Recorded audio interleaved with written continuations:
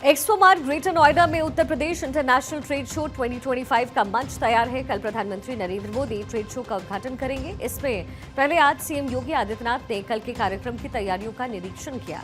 प्रदेश के उद्योग को वैश्विक मंच देने के लिए Uttar Pradesh international trade show 2025 का आयोजन हो रहा है। इसमें उद्यमियों को संबोधित करने के अलावा प्रधानमंत्री अलग अलग स्टॉल पर भी जाएंगे। सभी तैयारियों को परखने के लिए सीएम योगी ग्रेटर नोएडा पहुंचे। एक्सपो मार्ट का निरीक्षण करने के बाद सीएम आज गौतम बुद्ध यूनिवर्सिटी में रात्रि विश्राम करेंगे। 25 सितंबर को सुबह 8:30 बजे सीएम योगी एक्सपो मार्ट पहुंच जाएंगे। प्रधानमंत्री सुबह 9:30 बजे ग्रेटर नोएडा पहुंचने वाले हैं।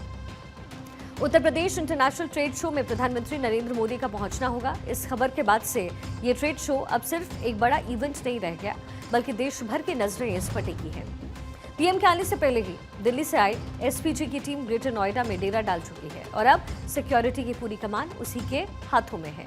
आपको बता दें, प्रधानमंत्री मोदी ग्रेटर नोएडा के इंडिया एक्सपो मार्ट में होने वाले Uttar Pradesh international trade show का उद्घाटन करने आ रहे हैं। उनके दौरे को देखते हुए जिले में सुरक्षा व्यवस्था को टाइट कर दिया गया है। दिल्ली से आई एसपीजी की टीम ने न सिर्फ आयोजन स्थल को चारों तरफ से घेरा है, बल्कि हेलीपैड से लेकर के स्टेज तक हर कोने की जांच खुद कर रही है।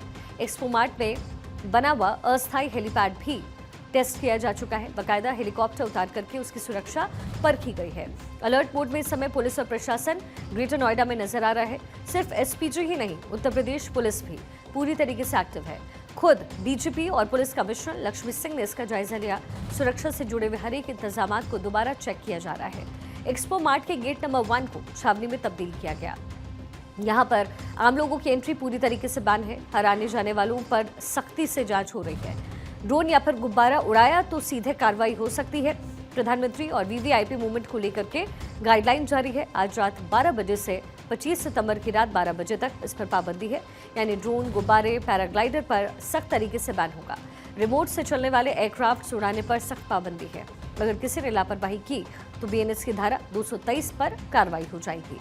सुरक्षा अधिकारियों ने आम जनता से भी अपील की है कि वो आदेश का पालन करें और सुरक्षा व्यवस्था बनाए रखने में अपना सहयोग दें।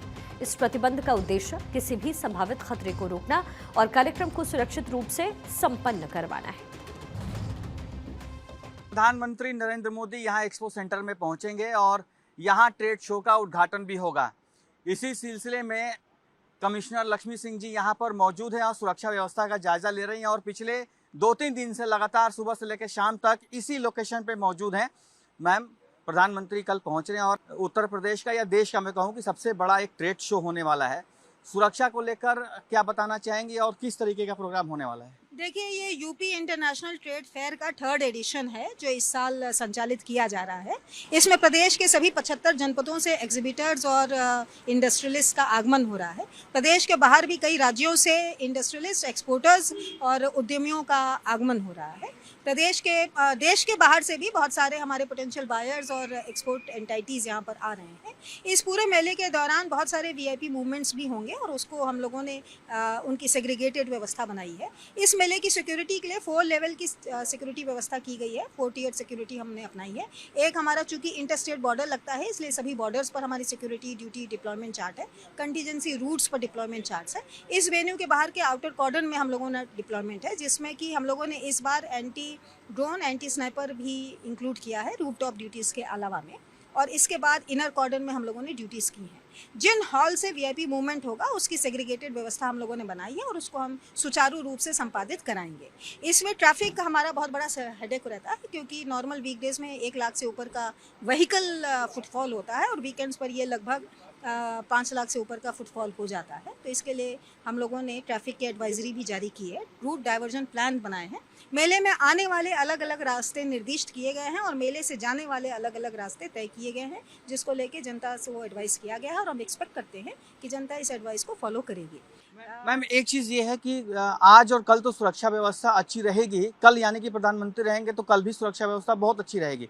उसके बाद 26, 27, 28, 29 बड़े बड़े जो इंडस्ट्रीज यहाँ पर आएंगे और बहुत सारे लोग भी यहाँ पर देखने को आएंगे, तो उनके लिए आप क्या कहना चाहिए? मैं वही बता रही हूँ, ये व्यवस्था हमारी 29 तारीख तक चलेगी। ट्रैफिक एडवाइजरी जो हमारी जारी है वो 29 तारीख तक चलेगी।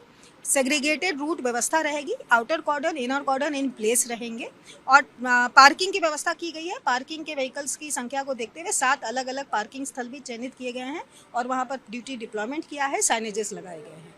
इसको लेके हम आशा करते हैं कि 29 तक हम सुचारू रूप से मेला संपादित कराएंगे।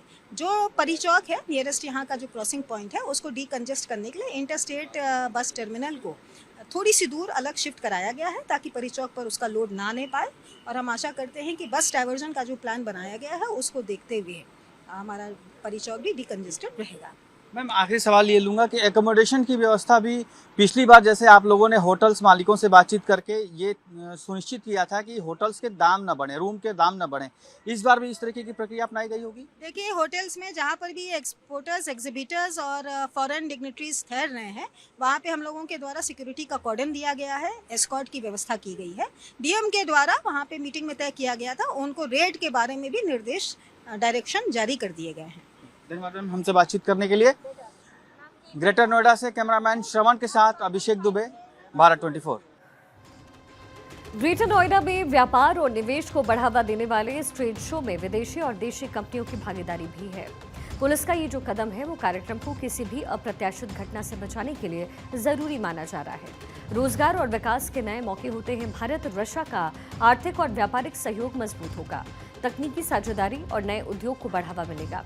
बैंकिंग, निवेश, बीमा, शिक्षा और व्यापार पर खासा चर्चा।